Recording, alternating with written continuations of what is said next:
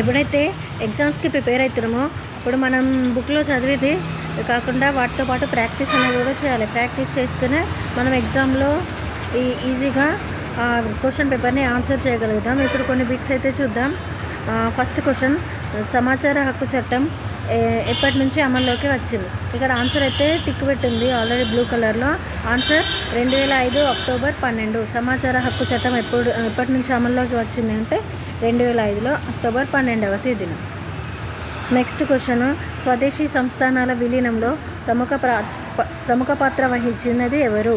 సర్దార్ వల్లభాయ్ పటేల్. ఇప్పుడు మనం చూస్తే ఈ క్వశ్చన్స్ కొన్ని మనకు తెలిసిన ఆన్సర్ తెలుసు అనిపిస్తుంది. తెలిసిన వాటిని మనం మళ్ళీ ఒకసారి రివైజ్ చేసుకోవాలి. ఇందులో గాంధీ, తిలక్, నెహ్రూ వీళ్ళు కూడా మనకు స్వాతంత్ర పోరాటంలో పాల్గొన్నారు. కానీ స్వదేశీ సంస్థానాలు ఏవైతే ఉన్నాయో వాటిని విలీనం చేయడంలో ముఖ్య పాత్ర పోషించింది మాత్రం ఎవరు అంటే సర్దార్ వల్లభాయ్ పటేల్. నెక్స్ట్ క్వశ్చన్, ప్రపంచ ప్రఖ్యాతి చెందిన కోహినూర్ వజ్రం మన రాష్ట్రంలో ఎక్కడ లభించింది? ఆన్సర్ కృష్ణానది లోయ. నెక్స్ట్ క్వశ్చన్, దేశ విస్తీర్ణంలో అడవుల కింద ఎంత భూమి ఉండాలి? 1/3 వంతు భూమి అనేది ఉండాలి.